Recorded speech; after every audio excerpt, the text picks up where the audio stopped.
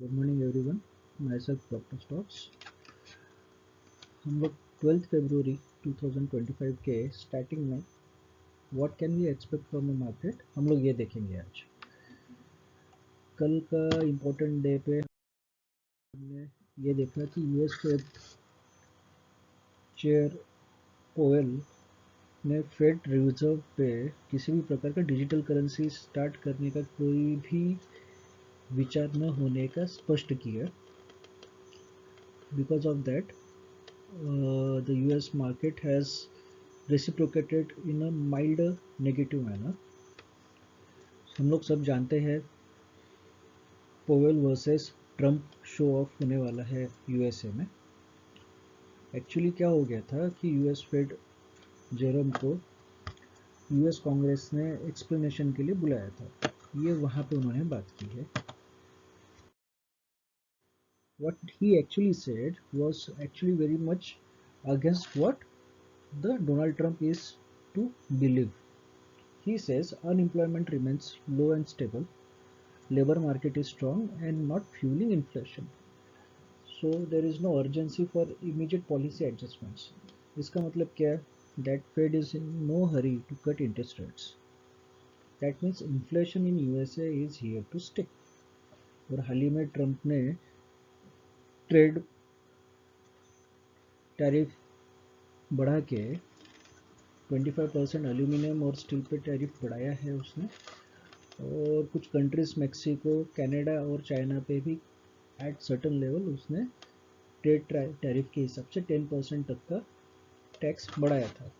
That's why there will be an inflation in USA which will be again going to sustain for next two few quarters. इस बीच में हमारे India में दो बहुत बढ़िया चीज़ें हुई थी। फर्स्ट, हमारा मार्केट गिरने के बाद भी हमारे फाइनेंस मिनिस्टर ने बताया है कि India to remain world fastest growing economy, and our PM Modi ji has been to the French tour for 4 days. Today he met with the President of France, Macron. वहाँ पे मेरे ख्याल से MOU sign करने की news तो आई है। अभी तक कोई ठोस न्यूज़ मार्केट में आई नहीं है अभी तक किसी भी sector related, but most probably they are going for a solar and nuclear and mostly I think so oil related businesses are going to get discussed in the US French meet.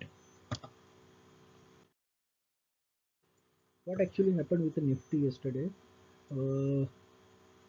The Indian index fared very poorly against a global index. Index ने एक दिन में ही इतना बड़ा fall शायद ही कभी देखा होगा without any reason. Whenever there is a fall, there has to be reason, but in last 5 months the indices are going in a lower dip manner. Index has now come up to the range of last year April 2004 range of Nifty mid cap index, most probably because of unknown reasons. Mostly everybody is finding a reason. Some are saying of valuation, some are saying trade war, some are saying XYZ and some are saying anything. But जब भी India में ऐसा कोई आपदा रही है, most probably because of any internal और external war, then only this sort of market reactions we have seen or market volatility we have seen in the past. But this time market has shown this volatility, and it is the biggest volatility Indian market has seen from 1996. We can say nearly it's about 30 years before we can say that time market was very immature. Now today we have so many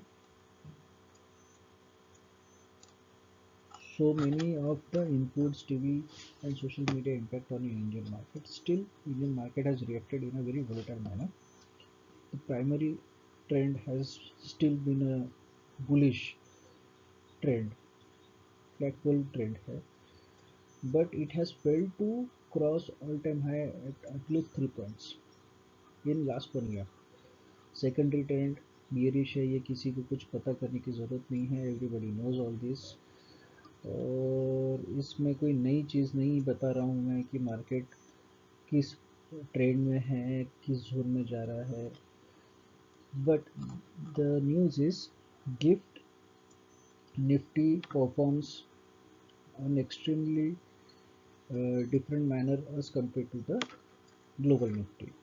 और इस बीच में हम लोग बोलते हैं Warren Buffett indicator which is an GDP to stock market valuations ratio. It was 135 and 140 range, which has corrected nearly 35 to 40% in a recent time, and now it's nearly 104%, which is lowest in I think last 10 years if we cut out COVID dip. Okay, what actually happens in a market? A summary of market participations हम लोग अगर देखेंगे तो F ने कितना क्या बेचा है, कितना क्या खरीदा है, ये सब डिटेल्स ये आपके स्क्रीन पर है। अगर हम लोग खास तरीके से देखें तो F R still very bearish, very bearish. Long short ratio देखिए 14.25 का है, और आप देख सकते हैं still the ratio is not even touching 40। अगर 40 टच होता है तो हम लोग बोलेंगे न्यूट्रल व्यू है। अभी तो ये 20 भी टच नहीं किया है, इनफैक्ट 15 भी टच नहीं किया है।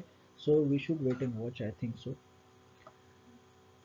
You can check the details. अभी इसमें बेचा किसने है? कल का जो एफ आई डी है इसका अगर हम लोग देखेंगे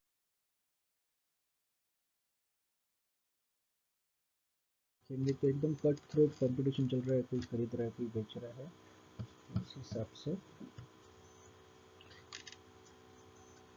वहाँ पे हम लोग देखेंगे बाय एंड सेल में नेट जो डिफरेंस था,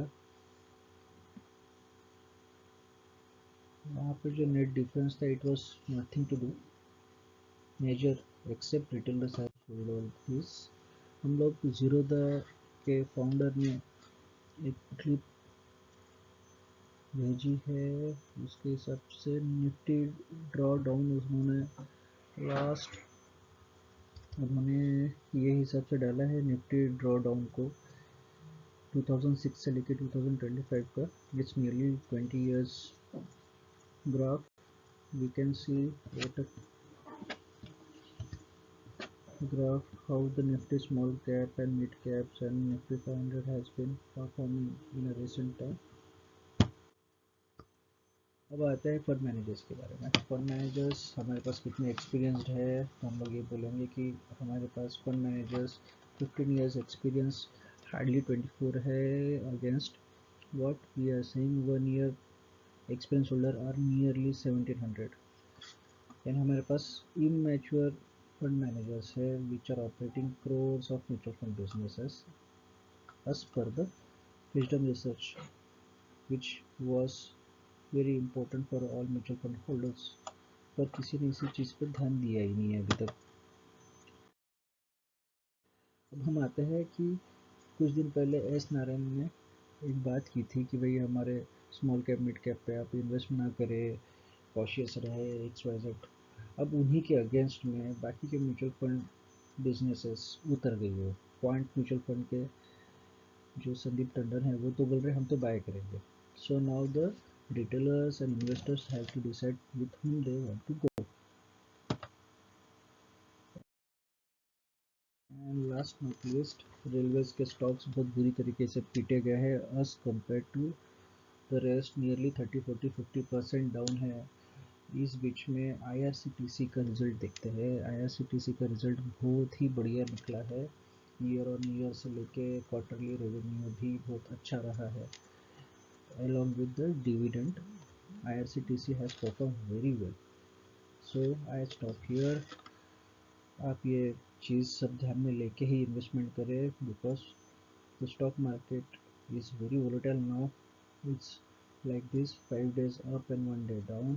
तो आप जो भी इन्वेस्टमेंट करते हैं बहुत हिसाब से सोच समझ के करें, किसी के कहने ये बोलने या सुनने से ना करें, खुद का रिसर्च करके ही किसी भी प्रकार से आप इन्वेस्टमेंट करें।